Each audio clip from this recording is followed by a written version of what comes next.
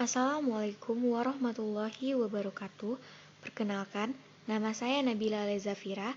Saya dari kelas 10 MIPA 4 akan mempresentasikan teks eksposisi.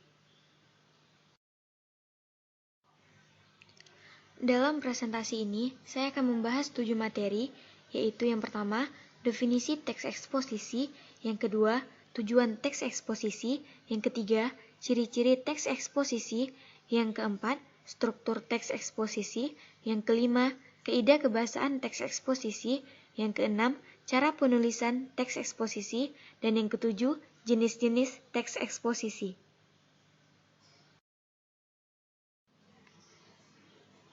Definisi teks eksposisi. Teks eksposisi adalah sebuah karangan atau paragraf yang mengandung informasi atau pengetahuan yang mencoba digambarkan dalam bentuk padat, singkat, dan jelas. Yang kedua, ada tujuan teks eksposisi.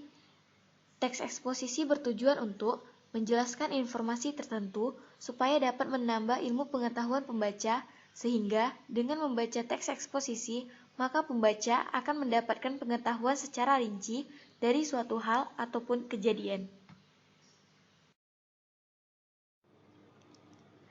Yang ketiga, ciri-ciri teks eksposisi. Teks eksposisi memiliki berbagai ciri-ciri, yaitu diantaranya adalah berisi informasi dan pengetahuan, penulisan lugas, padat, singkat dan jelas, menggunakan bahasa baku atau resmi, bersifat objektif dan tidak memihak, menggunakan bahasa yang bersifat mengajak, dan menggunakan unsur 5W tambah 1H.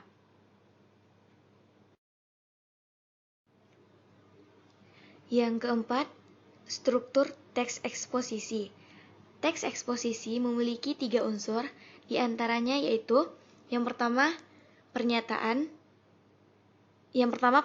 umum atau tesis, yaitu untuk memperkenalkan topik dan menempatkan pembaca pada posisi tertentu, misalnya pro ataupun kontra, dengan pendapat penulis. Yang kedua, argumentasi atau alasan, yaitu untuk memberikan alasan yang mendukung informasi pada tesis yang berisi sejumlah fakta. Dan yang ketiga, penegasan ulang atau kesimpulan, yaitu berupa rangkuman sudut pandang penulis terhadap keseluruhan isi teks, berisi ulasan, penegasan, dan kesimpulan pada topik yang dibahas.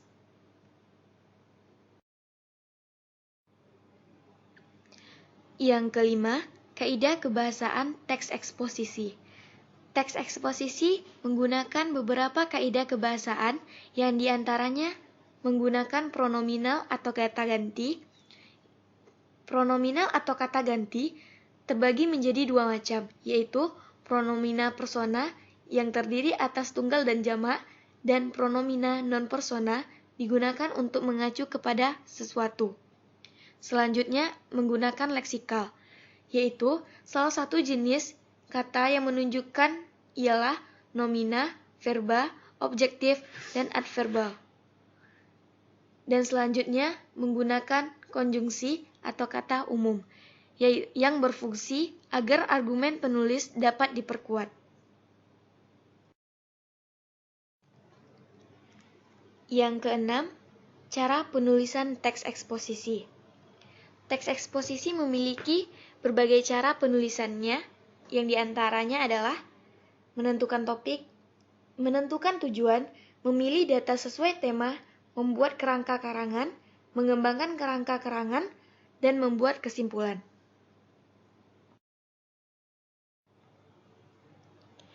Dan yang terakhir, jenis-jenis teks eksposisi.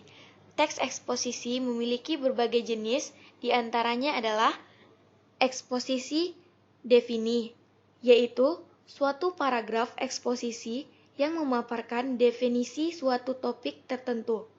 Yang kedua, eksposisi proses, yaitu langkah-langkah atau cara-cara untuk melakukan sesuatu dari awal hingga akhir.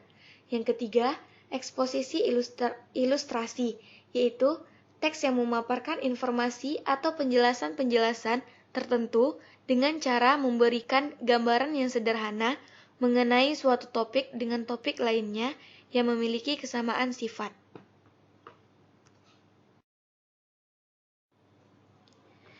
Yang keempat, eksposisi laporan, yaitu paragraf eksposisi yang menggunakan laporan dari sebuah berita atau penelitian tertentu. Yang kelima, eksposisi perbandingan, yaitu teks eksposisi yang gagasan utamanya disajikan dengan cara membandingkan dengan yang lainnya. Dan yang terakhir, eksposisi pertentangan, yaitu eksposisi yang berisi tentang hal yang bertentangan akan suatu hal dengan hal yang lainnya.